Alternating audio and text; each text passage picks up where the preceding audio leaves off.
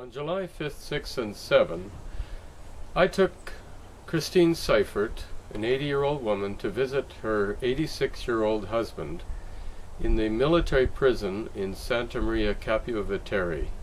His name is Michael Seifert.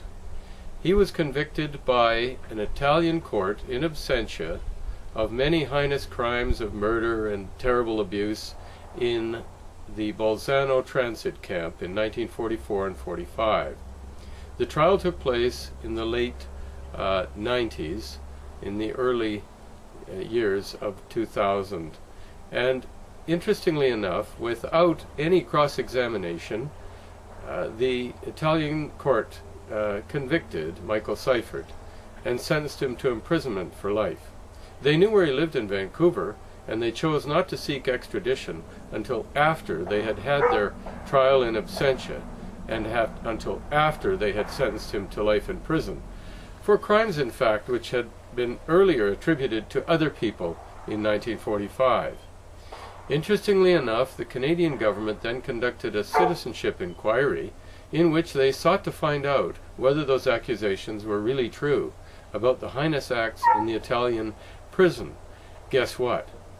Mr. Justice O'Reilly, in a decision in 2007, said he couldn't actually find the evidence that was sufficient, or even on the balance of probabilities, to find that Michael did those things of which he was accused in the camp. It is quite clear that he was not in a position where he could be convicted of war crimes in Canada, where a defense would be possible, where cross-examination would be possible. And it was obvious that he was being sentenced and actually was being extradited to serve time for a crime that he would never be convicted of in a Canadian court. Consequently, I'm here today to tell you that when I went to visit him in Santa Maria Capua Vetere, I found a man who had infections and sores in his legs so severe that he had to wrap them in paper because they did not provide him with bandages. I asked for his medical file, they refused it. I asked to do a videotape interview of Michael on camera, which was this camera, they refused it. I asked to take photographs, they refused it. I asked to do an interview of the commandant, he refused that. Then I asked to see what treatment, if any, they provided. Christina had brought bandages, they refused to allow him to have them. She brought clippers for his toenails, which he had not had cut for months, he said. And they refused to allow him to have those. They had a window that had bars, of course, but it had no screen, and at night the mosquitoes would come in and eat him up.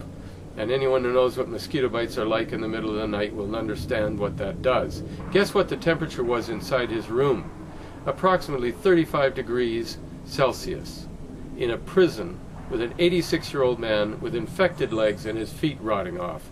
This is the kind of thing that makes me very angry, and it made me suggest to you, as I am now, that you should write to Vic Taves, the minister responsible for foreign prisoners, who is actually the Solicitor General of Canada. Vic Taves, who resides in Ottawa, of course, in the House of Commons, is a man who could request the repatriation of Michael to British Columbia, where he could be treated and where he would understand what his guards were saying, because he doesn't speak Italian.